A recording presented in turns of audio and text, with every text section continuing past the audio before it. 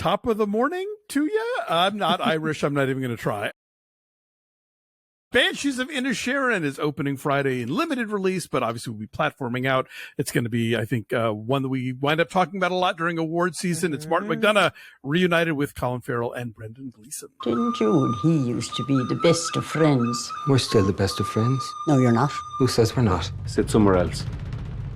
I love this movie so much. I'm just going to put this out here and say it's one of my absolute favorites of the year. I had a total blast watching this, but was also horrified watching this. I went through a lot of emotions watching Banshees of Inisherin, but I definitely loved it. So yeah, as you mentioned, Colin Farrell and Brendan Gleeson, once again with Martin McDonagh, who directed them in Bruges.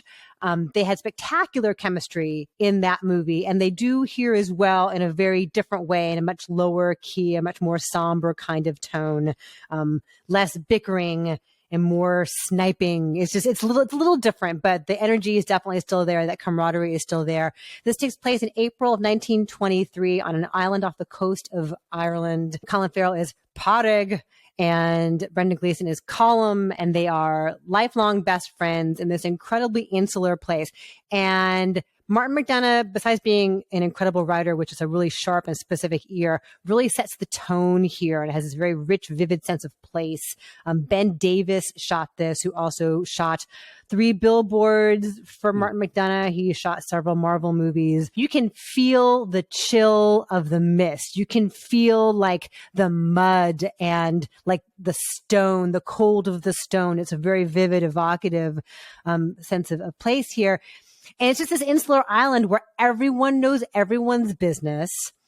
And that sounds charming and quaint, but it also is a place where in the midst of all this tight-knit community, there's a sense of isolation and a sense of loneliness. And so each of these guys is the other's only really true friend. And so when Colin all of a sudden just like ices out Padraig and just won't talk to him and won't meet him at the pub at 2:00 for a pint as usual, it just really sets him on edge. And the whole rest of the movie is how that relationship evolves as Farrell's character tries to get back with him and Gleeson's character pulls farther away. You've got all these fantastic supporting players here. Kerry Condon is great as Colin Farrell's sister, who actually reads books and has aspirations and ambitions outside of this insular little place. Barry Keoghan is like always the wild card, always like the weirdo. But what's interesting about his character here too is that in some ways he tells the absolute truth in the way that nobody else will. Why does he not want to be friends with you no more? What is he, 12? And he's smarter than he looks maybe, but also a little off. I was horrified. Colin Farrell broke my heart. I also just found it hilarious a lot of the time because there's a great rhythm, repetition to the language, to the dialogue. It's really singular, and I loved it.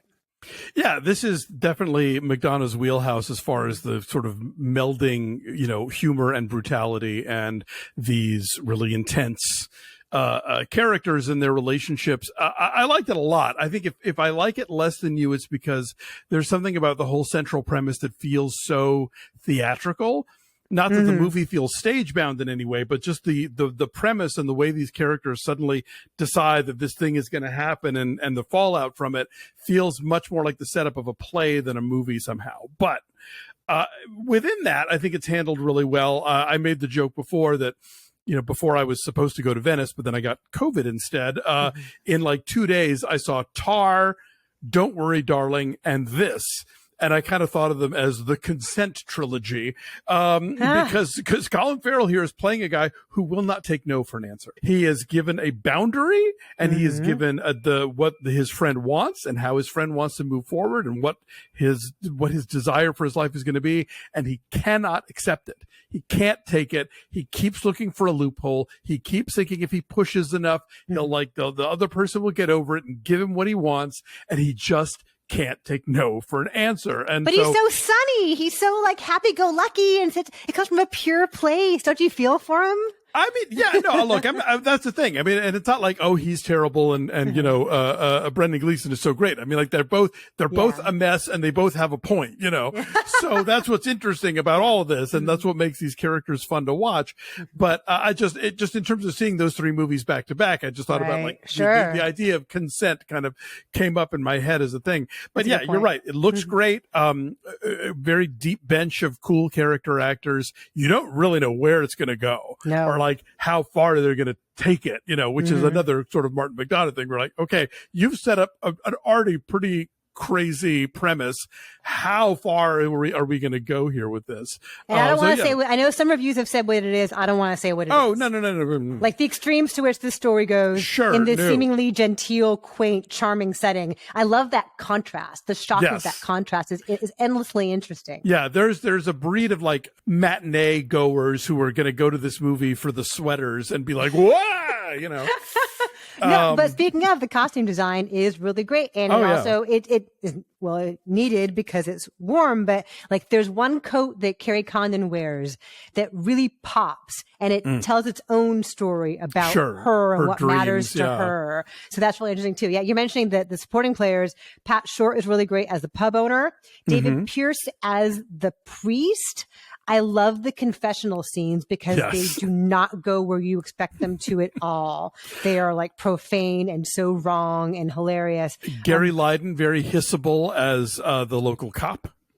Right. He is not a good person. And then Sheila Flitton as Mrs. McCormick, who is sort of like this spectral figure, almost like a witch wandering around, and she knows what everyone's doing. And so that is entertaining as well. Carter Burwell did the score. And the animals are great. Jenny is like a co-star. Jenny the donkey is like a co-star. But that, again, like that could have been a twee kind of hilarious thing, but it is a deep reflection of what matters to Colin Farrell's character and how like sensitive and empathetic and kind-hearted he is. Yes, for sure. That's what that is about. Yeah, I mean, it's about loneliness, it's about sense of place, it's about their interactions, but it's also about just like the depth of existentialism, right? In a place that looks beautiful and picturesque, like just the idea that you could be someplace so beautiful and still be so miserable within it is a fascinating exploration. And it reminded me a bit of Calvary, the Brendan Gleeson film Calvary, where he's a priest in. I know it. I have not seen that one. Yeah, it's just impeccably made. Yeah, I never knew where it was going. All like top-notch performances.